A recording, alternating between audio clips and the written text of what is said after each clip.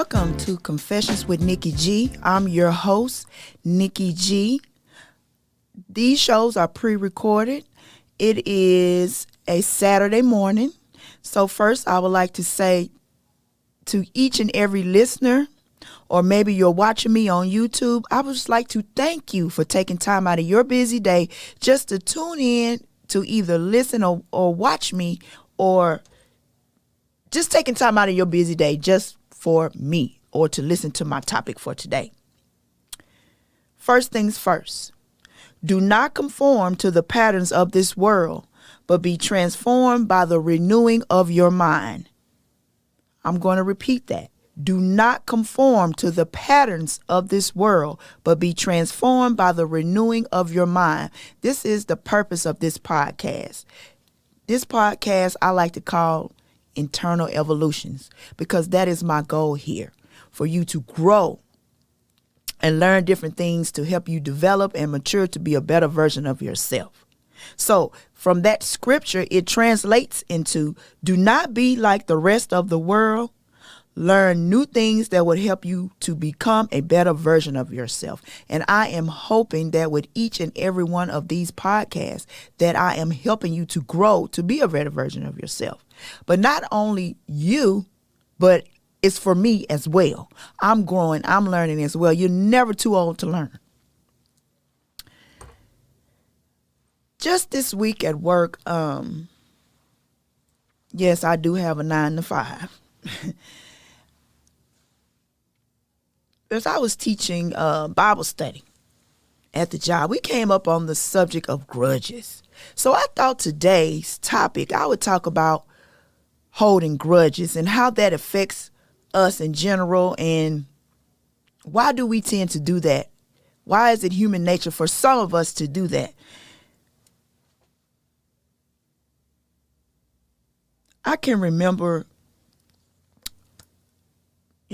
growing up or just as an adult, someone would do something that would make me angry or I felt like was belittling to me. Instead of me addressing the issue, I would just hold a grudge against that person. And over time, that doesn't do anything but cause you, internal damage. So what do I mean by holding a grudge? Holding a grudge is when you harbor or when you hold on to anger, bitterness, resentment, or just any kind of negative feelings long after somebody done hurt you. Even if they still apologize to correct it, you're still holding on to it. You haven't let it go. And a lot of us out there right now, we're not speaking to family members. We probably not speaking to friends. Some of us holding grudges against our own parents. And over time, that really serves no purpose. My last podcast, I said we wasn't wasting any time in 2022. So with that being said, holding grudges is just a waste of time that you can't get back. I want to talk about in the Bible of Cain and Abel. Prime example of holding a grudge. One sibling jealous of the other one and just decided to murder the sibling, out of pure jealousy, holding a grudge. What is the purpose? And I know once again, a lot of us out there right now holding grudges against our sisters, our brothers, our parents, co-workers. People probably don't even realize that you're holding a grudge against them. Because a lot of us, from what I read, we're vindictive. We'll hold on to it instead of communicating to that person or trying to repair the relationship, if it's repairable, if you're interested in it. We'll hold on to that. And over time, what does that cause?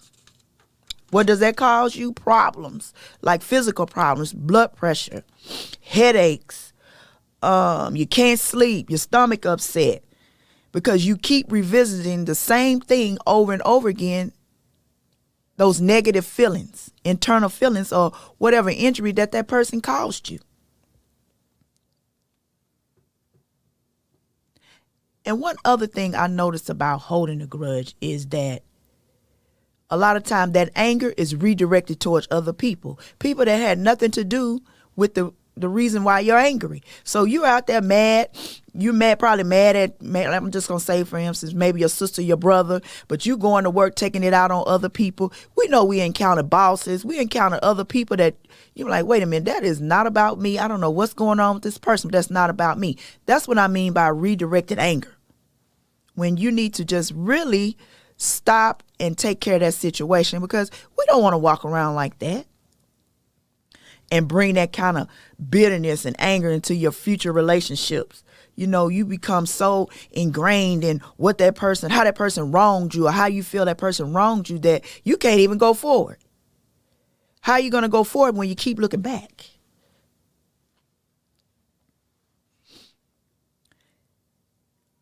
Now, physically, if I've already told you, you have headaches, you can't sleep, you're running up your blood pressure, you're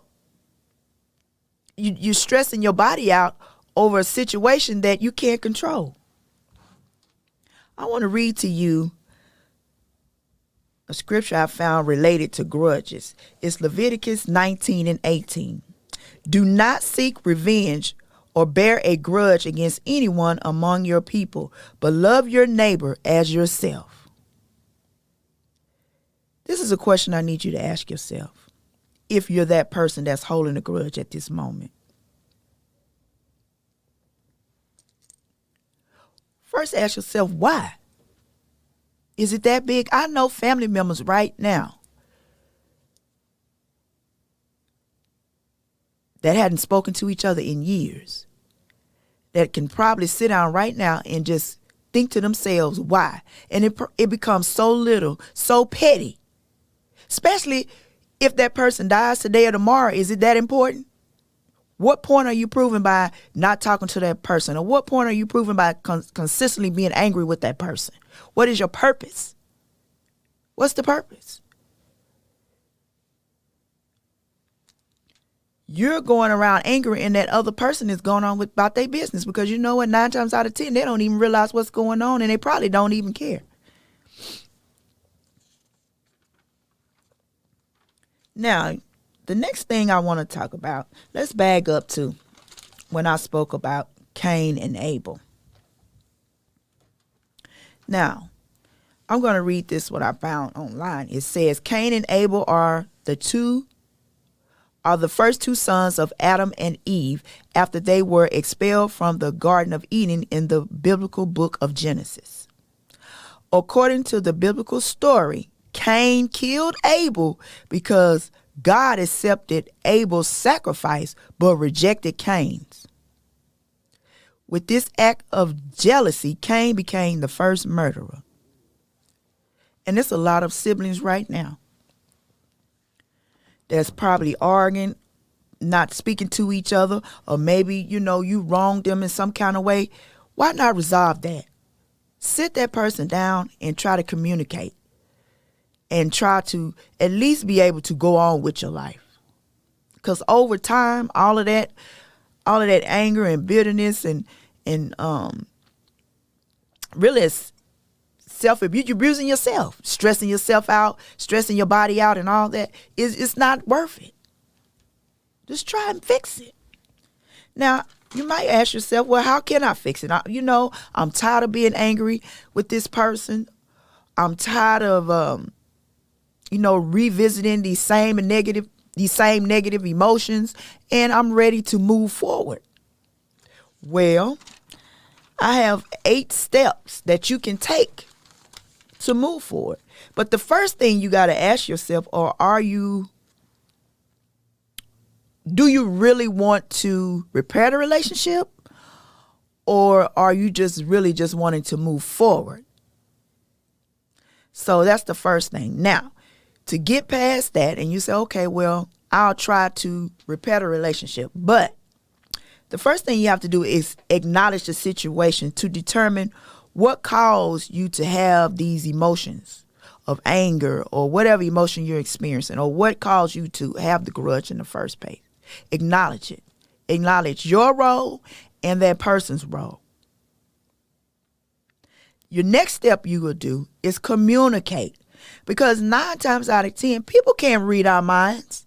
They may have said something, not even knowing that they said something to offend you. So you have to communicate with that person. And once again, in communication, there's a sender and a receiver. You have to be willing to listen to that person, what they have to say. This is not for you to go forward and continue the grudge. You're trying to resolve the grudge. So you communicate with that person.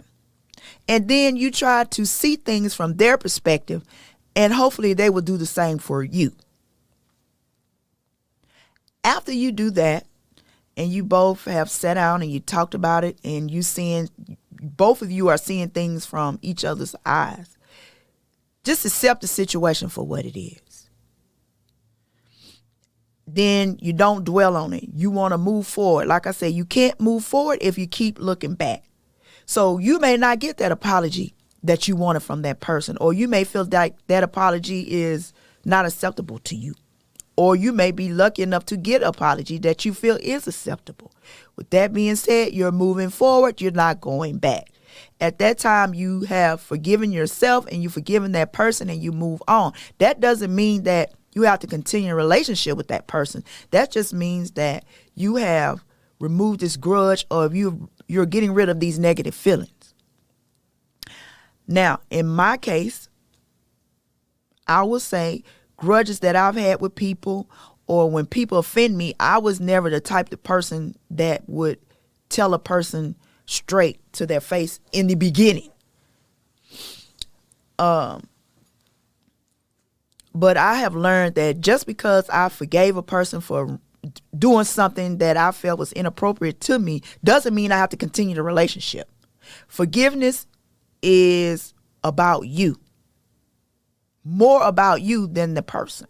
So I've learned to forgive myself, forgive them, and move on. I make a very conscious decision about who I let into my space, who I let into my energy. Now, I don't let any and everybody there. Even if you wrong me to the degree and you're wrong, but I'm still going to be nice to you, because as a child of God, I know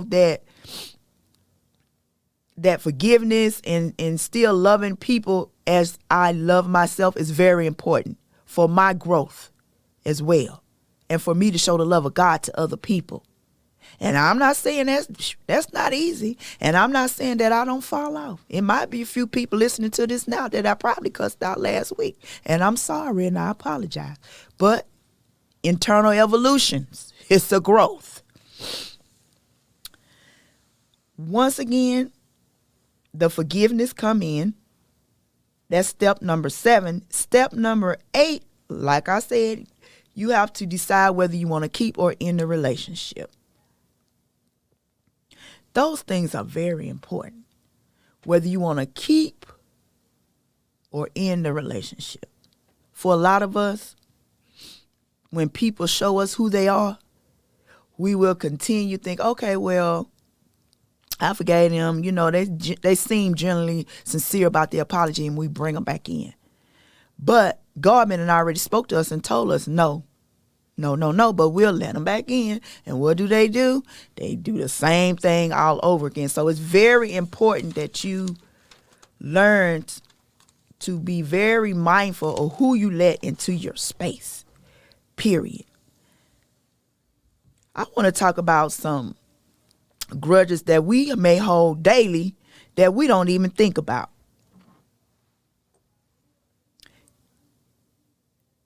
There could be grudges that you're holding against people for something as simple as someone forgetting your birthday. And I know as a woman, my ex-husband, they forget my birthday or a day that I deem important, they forget, oh, I'm mad. I'm holding this grudge against them because they forgot my birthday. Or you holding a grudge against somebody not helping you when you need them. Or someone making a thoughtless or rude comment or letting you down in another hurtful way. Someone at the job taking credit for your work, lying or making false allegations towards you. Forgetting or ignoring something important, or making a pass at your significant other or the object of your crush. These are just some reasons why daily we hold grudges against people with not even realizing. Now I know every one of those things I just read, I experienced, especially at the workplace. Someone forgetting my birthday. I was always the type of person that I would give anybody the shirt off my back if they needed it. But if I call you up and tell you I needed some help, then, I'm like, okay, I really need help.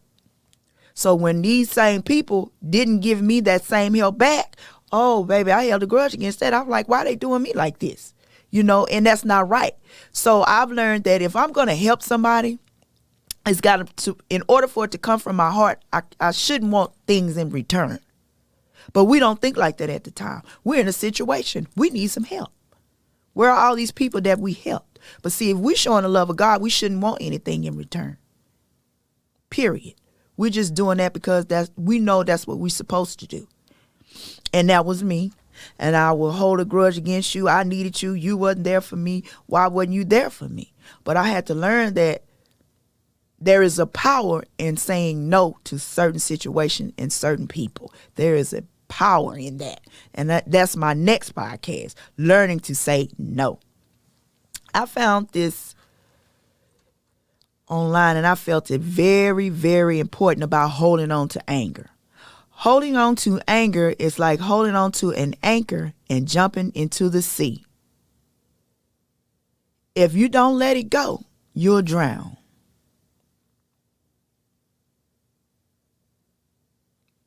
Holding on to that anger has caused me to waste so much of my positive energy and my time, period. I mean, I have held on being mad at people that wronged me when I was 16 years old. And that is crazy. I am 50 now. But I've learned the art of forgiveness. I've learned how to forgive and just move on. It's nothing I could do about that situation. That's why each and every day when I get into a situation, or you may get into a situation where,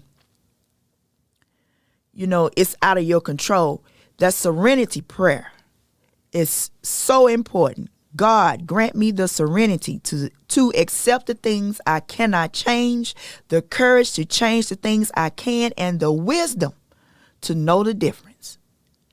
I used to put that on my refrigerator, in my bathroom, screensaver, especially when I was going through a period of just being angry all the time. I had to learn that I can't control every situation. I can only control what I can do in the situation, or I can only control my actions. So you can't control the actions of others, but you can control how you respond to it. And one response that I want you guys to do in 2022 is not hold on to anger. It's time to let it go. So, since we are all finishing what we started in 2022, this is a goal, another goal. I want you to think about maybe a relationship or someone that wronged you that you hadn't spoken to in years. And I'm not saying that you have to open that relationship back up, but find a way to make peace with it and then determine whether you want that relationship again. But just find a way to make peace with it. If you want to use the 8 steps that I spoke of, and I'm going to repeat them again: acknowledge the situation, communicate, have empathy from both sides, accept the situation for what it is, don't dwell on it. Stay positive because you want positive energy, because what you give out is what you give back. So you want to give that positive energy. You make a choice to forgive, not for that person, but for you as well. Not just for that person, but for you as well. And also then at the end, you make a decision whether you want to continue talking to this person or end the relationship. Now, it may be that family member that you hadn't talked to in years. And let's say hypothetically, you use these 8 steps, you talk to the person and you say, okay, well, y'all decided to squash the grudge. Now, if you want to continue a relationship with that person, that doesn't mean you got to call these people or call this person every day, or you just got to be hunky-dory with them, but you can be cordial. That's important to me. I tell people, no, we really don't get along, but I'm cordial with that person. That means if I see that person, I can talk to them. We can kiki kaka, and I'm moving on.